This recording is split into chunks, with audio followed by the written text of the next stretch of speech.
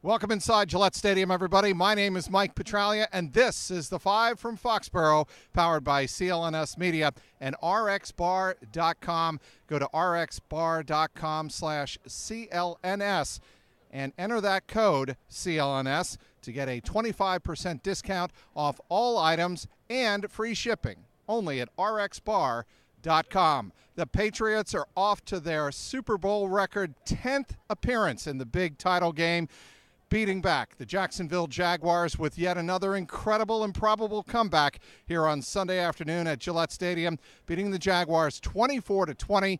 The Patriots overcome a 20-10 fourth quarter hole and win the game 24-20.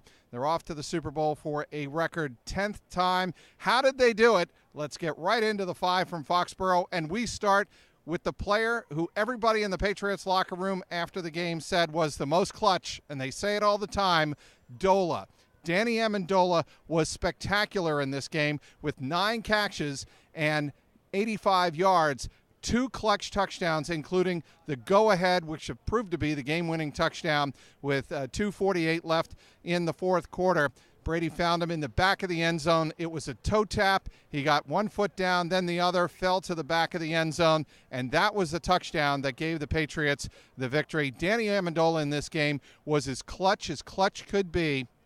His punt return of 35 yards set up the first touchdown of the fourth quarter. And then, of course, he was huge again on third down. Tom Brady faced a 3rd and 18 at his own 28-yard line, and he found Danny Amendola, as he almost always does, it seems, especially this year without Julian Edelman. Found him over the middle for 20 yards out to the Patriots' 45-yard line.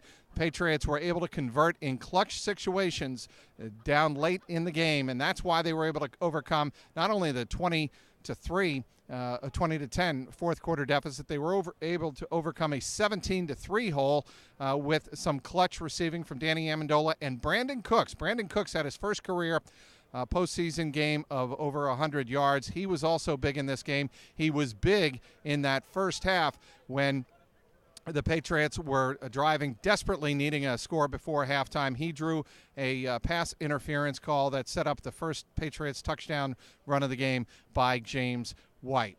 Point number 2 here in the 5 from Foxboro, Tom Brady and his right thumb. There was a lot of concern, a lot of conjecture coming into this game as to whether or not Tom Brady would be effective and able to throw the ball to all parts of the field offensively. On the second throw of the game, he threw a dart for 31 yards to Brandon Cooks down the right seam, and it was at that point you knew Tom Brady was ready to go in this game. He finished a very effective game in this game, 290 yards passing, and he was able, obviously, to find Danny Amendola for a couple of touchdown passes in this game. Tom Brady in the clutch down in the fourth quarter was able to convert on 3 different key third down situations. That was a big reason, obviously, the Patriots were able to come from behind in this game and win it. Point number 3 here in 5 from Foxboro, the defensive stops. The Patriots had a lot of trouble with Blake Bortles in the first half. Corey Grant was able to really get to the outside of this Patriots offense and burn them for 4 catches of over 50 yards in the first half. That's how Jacksonville was really able to build up that 17-3 first half lead late in the second quarter. Things did not look good. The Patriots were running around a little bit on defense, and then Trey Flowers exploded onto the scene in the second half, much in the same way he and Dante Hightower did in Super Bowl 51 in Houston.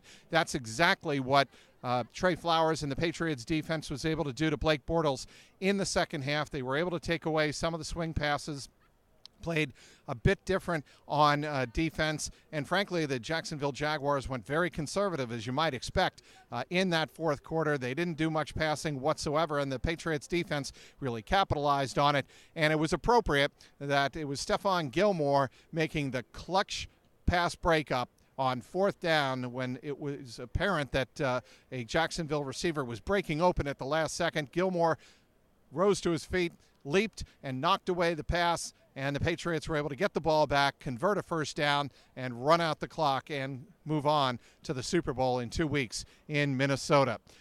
No panic. That's point number 4 of the 5 from Foxboro here at Gillette Stadium.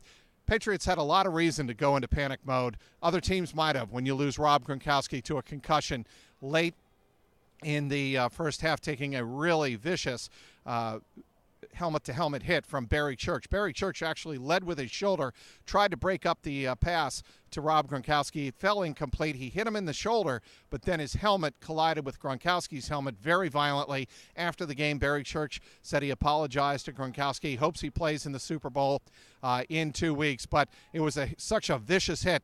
Rob Gronkowski went to the tunnel before halftime, went to the Patriots locker room. He did not come out for the second half, and he was ruled out for the game. Obviously, that'll be a huge storyline leading into Super Bowl 52 in Minnesota, Rob Gronkowski's availability. But again, no panic as the Patriots were able to move down the field, get that clutch touchdown before halftime. I asked Bill Belichick how important it was, and he said, not necessarily because they got the ball to start the third quarter, he said, but Bill said, the real important thing is we weren't doing anything offensively, and to get that kind of momentum going in before halftime was really, really significant.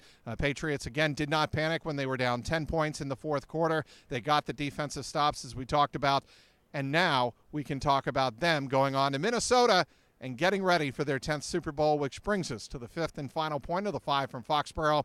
Getting ready for Minnesota. The Patriots will be no strangers to the big game, of course. They've been through all of this before.